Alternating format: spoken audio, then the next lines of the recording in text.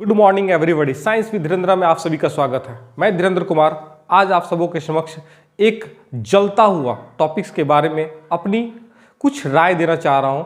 I am sure आप सभी मेरे राय को पाकर के काफ़ी प्रसन्नचित होंगे और अपने भविष्य की उज्जवल कामना के लिए एक सफल प्रयास करना शुरुआत करेंगे। आज हमारे देश में आप अगर न्यूज़ चैनल को खोलें तो जगह जगह पर बिहार में, यूपी में, राजस्थान में आपको सिर्फ और सिर्फ एक ही चीज़ दिखाई देगा कि बिहार में जो है ट्रेन को युवा सब जला रहे हैं, यूपी में जो है आगजनी की जा रही, पत्थर बरसाया जा रहा है। ऐसा क्यों हो रहा है? क्यों हमारे देश के युवा अपने भविष्य को लेकर के इतने ज़्यादा बिना सोचे बिना विचारे कॉन्शियस हो गए हैं, जो कि इस प्रकार उबल रहे हैं कि हर तरफ आगजनी कर रहे हैं, पथराव कर रहे हैं, ट्रेन को रोक रहे हैं, सड़क जाम कर रहे हैं। क्या युवा का यही एक मकसद है? बिल्कुल नहीं, बिल्कुल नहीं। तो फिर वो कर क्यों रहे हैं? एक्चुअली इसके पीछे का हम लोग थोड़ा सा वजह जानते हैं। 14 जून 2022 को हमारे रक्षा मंत्री श्री राजनाथ सिंह के द्वारा युवाओं के भविष्य की मंगल कामना के लिए, उज्जवल कामना के लिए एक नई योजना की शुरुआत की गई, जिसे अग्निपथ नाम दिया गया।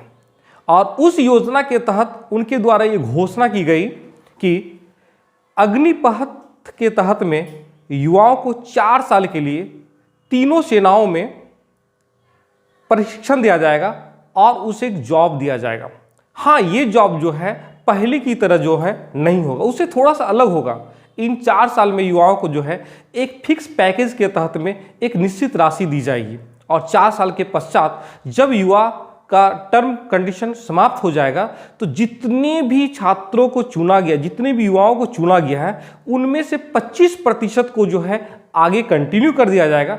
बाकी 75% को 11.71 लाख रुपए का एक पैकेज देते हुए वहाँ से एक सर्टिफिकेट के साथ में अपने अगले भविष्य को चुनने के लिए मौका देते हुए जो है वहाँ से निकाल दिया जाएगा। तो आखिर परेशानी क्या है इसमें? क्या दिक्कतें आ रही, क्या अड़चन आ रही है? एक्चुअली भ्रामक तरीके से हमारे देश के कुछ असामाजिक गतिविधि जो है इसके बारे में एक मिथक फैला रहे हैं कि 4 साल के बाद में युवा रिटायर्ड हो जाएंगे, उनके पास में कुछ नहीं रहेगा। मैं उन युवाओं को कहना चाहूँगा कि गवर्नमेंट को वैसे भी सिर्फ और सिर्फ जितनी सेना में सिलेक्शन करना उतना ही सिलेक्शन करेंगी, अगर योजना रहे तो भी, ना रहे तो भी। लेकिन इस योजना के तहत मौका क्या है कि वो जो है उतना ना लेकर के उसका 4 गुना को सेलेक्ट कर रही है। इसको हम एक उदाहरण के तौर पर चुनते हैं। मान लीजिए गवर्नमेंट को 25,000 सोल्जर की जरूरत है, तो गवर्नमेंट 25,000 नहीं चुन रही है, वो पूरे के पूरे 1 लाख को चुन रही है और उन 1 लाख को जो है अपने तरीके से प्रशिक्षित कर रही है, अपने तरीके से जो विभिन्न प्रकार के कौशल देकर के जो है प्रशिक्षित करते हुए जो है उनसे 4 साल का सेवा ले रही है। 4 साल के बाद में 75% को, मतलब 75,000 को जो है कुछ फिक्स पैकेज, जैसे कि मैंने कहा था 11.71 लाख रुपए, और साथ ही साथ एक सर्टिफिकेट देते हुए उसको जो है जॉब से हटा रही है और बाकी 25,000 को कंटिन्यू कर रही है। उसको तो 25,000 लेना ही था और उसने 25,000 ही लिया, लेकिन उन 25,000 को उसने चुनने के लिए कुल मिलाकर के 1 लाख छात्रों से सेलेक्ट किया। आप सोचिए ये प्रयास कितनी अच्छे प्रयास है। इसमें जो है गवर्नमेंट 4 साल के बाद में जो है एक बेस्ट को सेलेक्ट करेगा, एक अच्छे को सेलेक्ट करेगा, जो कि हमारे देश के लिए जो है एक मील का पत्थर साबित होगा। वो हमारे देश में ऐसे सोल्जर बनेंगे जो कि हर तरह के समस्या का बहादुरी से सामना करेंगे। हमारा देश जो है हर क्षेत्र में आगे की तरफ भागेगा। लेकिन प्रॉब्लम क्या हो रहा है? हो क्या रहा है? कुछ असामाजिक गतिविधि, मैं अब ऐसा नहीं कहूँगा विपक्ष, वे अब विपक्ष नहीं रहे, वे असामाजिक गतिविधि बन चुके हैं। वे जो है भ्रांतियाँ फैला रहे हैं, मिथक फैला रहे हैं कि 4 साल के बाद क्या होगा, युवा रिटायरमेंट हो जाएगा, उसके पास क्या बचेगा। तो भाई मैं तो ये कहना चाहूँगा ना कि उसको जितना लेना था उतना ही लिया, लेकिन उससे उसने 3 गुना और लोगों को ज़्यादा मौका दिया। वो 3 गुना छात्र जो है एक सैलरी भी ले रहे हैं, उसके बाद में एक सर्टिफिकेट भी ले रहे हैं और साथ ही साथ एक निश्चित राशि भी ले रहे हैं। उसके बाद वो एक नए करियर की शुरुआत कर सकते हैं। सिर्फ इतना ही नहीं, उन युवाओं को जो है विभिन्न क्षेत्र में जो है आरक्षण भी दी जा रही है। अब सोचिए, आप वैसे भी सैन्य में जा रहे हैं, आपकी उम्र 17 साल, 17.5 साल की है, 18 साल की है, आप 18 साल की उम्र में सिर्फ और सिर्फ इंटरमीडिएट करेंगे। आप 4 साल वहां पर वर्क किए, मतलब ये समझ लीजिए कि आपने 4 साल तक के लिए वहां पर एक बैचलर डिग्री ले ली। अब 4 साल के बाद में जब आपने डिग्री ले लिया, इसको बैचलर डिग्री कहना ज्यादा उचित नहीं है क्योंकि एक सर्टिफिकेट मान के चले, आपने 4 साल का डिग्री ले लिया, उस डिग्री के आधार पर जो है आप एक नई योग्यता के साथ में जो है अपना एक नए करियर की शुरुआत कर रहे हैं।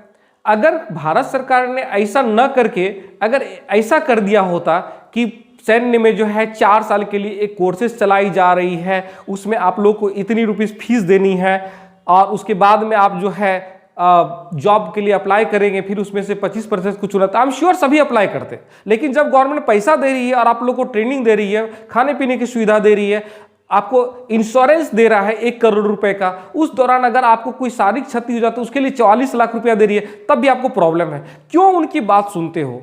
क्यों उन लोगों की बात सुनते हो? कभी आपको लगता है कि जो लोग टीवी में आकर के लंबे चौड़े स्टेटमेंट दे रहे हैं कि भारत सरकार ये कर रही वो कर, उनके घर का कोई सदस्य रहेगा?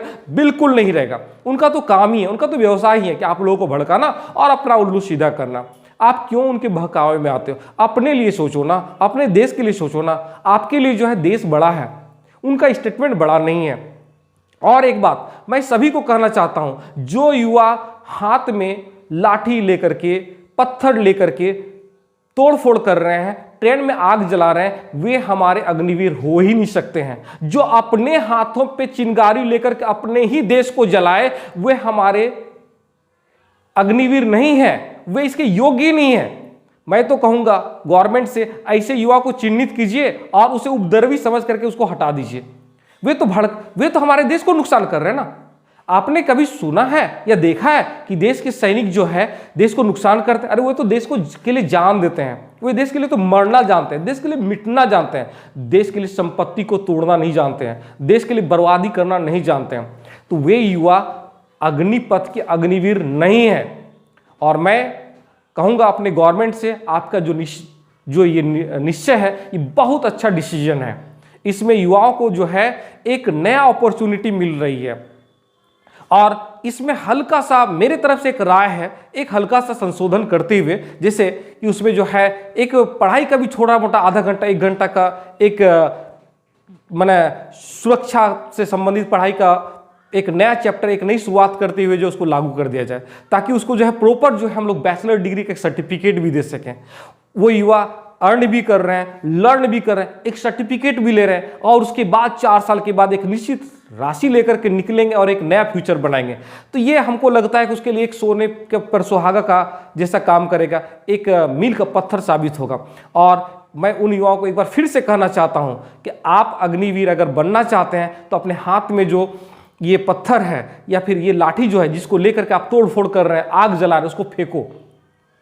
उनका इस्तेमाल करना है, उसका इस्तेमाल तब करना है जब आप अग्निवीर के रूप में अग्निपथ योजना के तहत चुने जाओगे और उस पत्थर को फेंकना है। लेकिन किसके ऊपर? अपने देश के दुश्मनों की तरफ, उन बाहरी ताकतों की तरफ जो कि हमारे देश को तोड़ना चाहते हैं, उन लोगों की तरफ जो देश की नींव को अंदर ही अंदर खोखला करना चाहते हैं। उसके खिलाफ अपनी ताकत का इस्तेमाल करो। आप एक ओज हो, एक आप शक्ति हो और अपनी शक्ति को जो है अपने में रिजर्व करके रखो, उसे बर्बाद मत करो, भ्रामक लोगों की बातें मत सुनो और अपने मन से जो है सारे के सारे विकार को निकाल दो। हमारे देश के जो रक्षा मंत्री हैं आप लोग के बारे में गलत सोच रहे हैं, वे बिल्कुल गलत नहीं सोच रहे हैं। आपके लिए एक उज्जवल भविष्य की कामना के लिए और देश हित के लिए जो है एक नई शुरुआत करें। तो आई एम श्योर आप हमारे इस वीडियो से काफ़ी ज़्यादा प्रभावित होंगे और अग्निपथ योजना के तहत अग्निवीर बनने के लिए जो है अपने हाथ में जो पत्थर उठाए हैं और जो लाठी उठाए हैं और आगजनी करने के लिए जा रहे हैं, उसको फेंक करके जो है इस योजना में के तहत जो है अग्निवीर बनने के लिए अपने शक्ति को जो है मोड़ देंगे, उस एक नई दिशा की ओर मोड़ देंगे और एक सफल अग्निवीर बनेंगे। धन्यवाद।